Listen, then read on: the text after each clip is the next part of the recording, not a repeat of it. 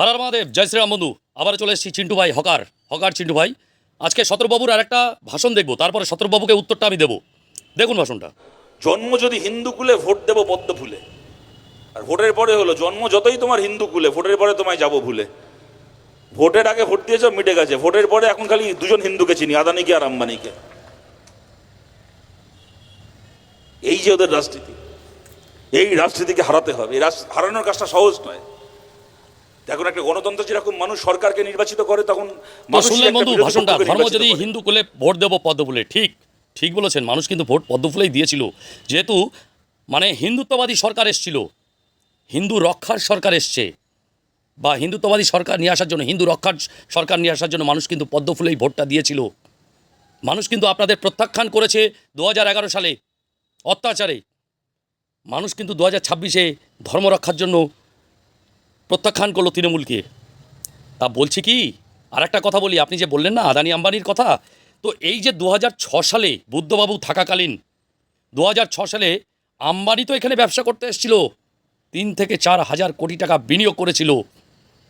আম্বানিকে কে ঢুকিয়েছিল এই পশ্চিমবাংলায় 2006 সালে?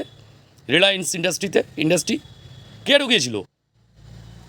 আরেকটা দেখাই আপনাদের, কেরালায় বামফ্রন্ট সরকার থাকাকালীন আদানি গ্রুপ 30,000 কোটি টাকা বিনিয়োগ করেছে। 30,000 কোটি টাকা।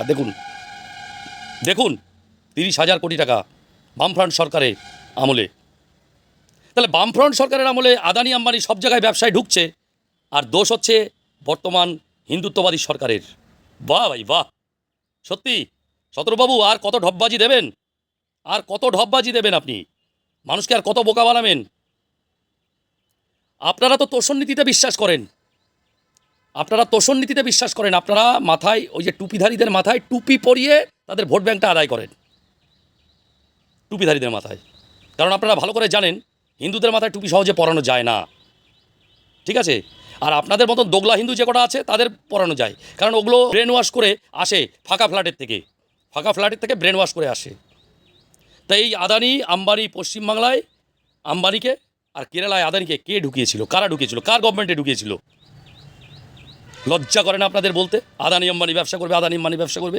আরে তারা তো ঢুকিয়েছে না আপনারা, তারা তো ব্যবসা করবে, তারা তো টাকা বিনিয়োগ করেছে, তারা তো চুক্তিবদ্ধ সই করেছে, আপনাদের গভর্নমেন্ট চুক্তিবদ্ধ সই করেছিল, তো তারা তো ব্যবসা করবে, সে যে গভর্নমেন্টই আসুক।